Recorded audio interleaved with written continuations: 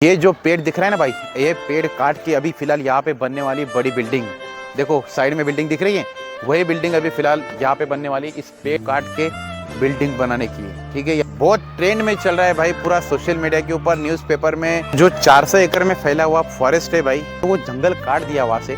सोचो कि मतलब वो जानवर रहेंगे 50 जेसीबी जो रात को जाते हैं, के अंदर हिरन का बच्चा भी रो रहा है। सोचो, मोर, ग्रीड और ग्रीन, ऐसे दो भाई एक सिक्के के पहलू है ना। वो जानवर रास्ते पे आ रहे, रो रहे, आवाज कर रहे, लेकिन हम इंसान इतने पैसों का एक भी अगर ईंट निकालती है बुलडोजर या जेसीबी या जो भी मशीन है, गौ की वजह से तो भाई प्रलय आता है। इसी जहाँ पे भी इंसान है ना भाई, वहाँ पे पूरी इंसानियत खत्म हो चुकी। एक पल उस जानवरों के लिए भी बात करके देखो यार। 25 और 25 मार्च से जो भी प्रलय शुरू होगा, अब तो उनके लिए एक आवाज हो जाए, उनके लिए एक वीडियो हो जाए और उन जानवरों की जान बचाओ, उनका घर बचाओ और उनको।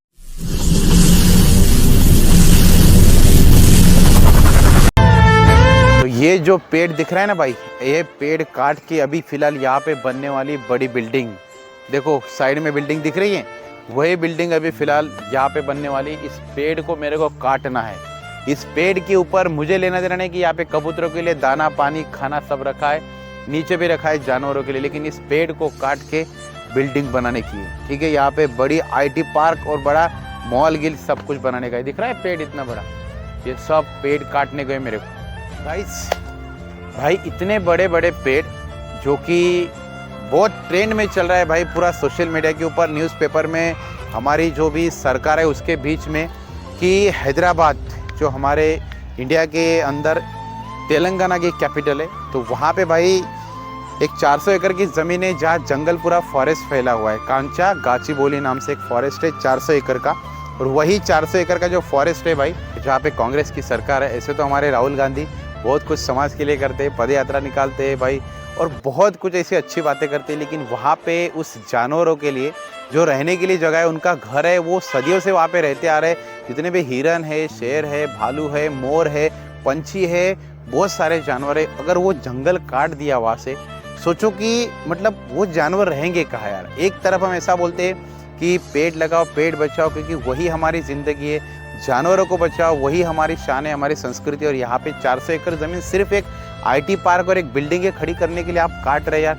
40-50 जेसीबी जो रात को जाते हैं, इतने सारे बुलडोजर्स, इतने सारे ट्रक वहाँ जाते हैं, इतना सब कुछ आग लगा के सब जलाते हैं, वो सारी चीज़ें अगर वहाँ पे करें। और एक छोटा सा जानवर, ऐसा भी वीडियो भाई ट्रेंड में चल रहा है कि एक हिरन का बच्चा, जानवरों को आपने कभी रोते हुए देखा नहीं होगा, लेकिन उस वीडियो के अंदर हिरन का बच्चा भी रो रहा है। सोचो, मोर रात को चिल्ला चिल्ला के जोर से आवाज़ कर रहे कि हमारे जंगल को बचाओ, लेकिन हम इंसान नहीं समझ रहे उनको। ठीक है ना, क्योंकि एक जंगल है जो हैदराबाद सिटी के अंदर है भाई, और वहाँ पे जो भी जितने भी पॉलिटिक्स है, जितने भी लोग, जितने भी जनता रहती है, वो आवाज़ तो उठा रहा है, लेकिन सरकार के सामने किसी की नहीं चलती। जो यूनिवर्सिटी के स्टूडेंट है वो भी वहाँ पे आवाज़ उठा रहे, लेकिन किसी की चल नहीं रही। लेकिन फिलहाल के लिए मैंने ऐसा सुना है न्यूज़ की वहाँ पे स्टे आया हुआ है उस चीज़ के लिए, यानी कि 8 अप्रैल को उसका डिसीजन होगा। तो सोचो एक बात कि एक छोटी सी लालच के लिए, क्योंकि ग्रीड और ग्रीन ऐसे दो भाई एक सिक्के के पहलू है ना, लेकिन इंसान ना उस ग्रीन के पीछे नहीं, ग्रीड के पीछे यानी कि लालच के पीछे दौड़ रहा है। उसको एक 400 एकड़ की ज़मीन दिख रही है, वहाँ पे आईटी पार्क बना हुआ दिख रहा है, उसको वहाँ पे बहुत सारे करोड़ों रुपए दिख रहे हैं, लेकिन एक साइड में अगर सोचेंगे ना कि एक पानी का बूंद, एक छोटे से यहाँ पे अगर कबूतरों के लिए, पंछियों के लिए रखते हैं एक पानी का बूंद, वैसे उनका एक घर जो 400 एकड़ का जंगल है, वहाँ पे कितने सारे जानवर रहते होंगे। वो जानवर रास्ते पे आ रहे, रो रहे, आवाज़ कर रहे, लेकिन हम इंसान इतने पैसों के अंधे हो गए, इतने लालच के अंदर अंधे हो गए ना, कि हमें उसकी आवाज़, उसकी इंसानियत और उसके अंदर जो इमोशन है वो दिख ही नहीं रहा मेरे दोस्तों। यही बात पे एक पॉइंट ना मुझे याद आता है कि देखो, राम मंदिर अयोध्या का बना या फिर कोई भी गुनाह होता है, तो जब बुलडोजर चलता है ना भाई किसी के घर के ऊपर, तो सोचो कि उस वीडियो आपने बहुत सारे देखे होंगे कि उसके अंदर क्या इमोशन होती है। वो इंसान, वो लेडी, वो जो भी परिवार के लोग हैं ना, इतना रोते हैं भाई कि हमारे घर का एक भी अगर ईंट निकालती है बुलडोजर या जेसीबी या जो भी मशीन है गवर्नमेंट के लोग, तो आपको कैसा फील होता है। सोचिए कि इतने सारे जानवर वहाँ पे रहते हैं, अगर वहाँ पे बुलडोजर चल रहा होगा तो वहाँ पे उन जानवरों की क्या हालत हुई होगी, उनको कैसा लगता होगा। उनको तो जुबान ऊपर वाले ने दी नहीं भाई, लेकिन इमोशन तो उनको भी दिया है, उनको सुनने में आता है, समझने में आता है, सिर्फ वो बोल नहीं सकते। तो अगर हमारा घर, अगर एक ईंट भी वहाँ से हिलती है ना, तो भी पूरे दुनिया का गुस्सा में आता है। तो उनका पूरा घर हम उजाड़ रहे, उसको जला रहे, वहाँ से पूरा क्लीन कर रहे, तो वो जानवर जाएंगे कहाँ?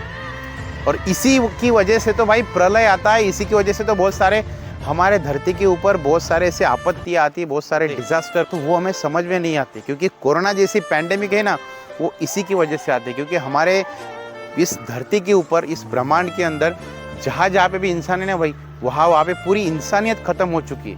हम हमारे खुद के बारे में नहीं सोचते यार, तो वो तो जानवर है, जानवर के बारे में कब सोचेंगे? तो जितने भी सारे यूट्यूबर्स है, सबको रिक्वेस्ट करना चाहता हूँ, बहुत सारे लोग तो वहाँ पे यूट्यूब पे वीडियोस बना रहे, उसके ऊपर शॉर्ट है, लॉन्ग है, जितने भी सारे ब्लॉग है वो सब कुछ बना रहे, अपनी राय दे रहे।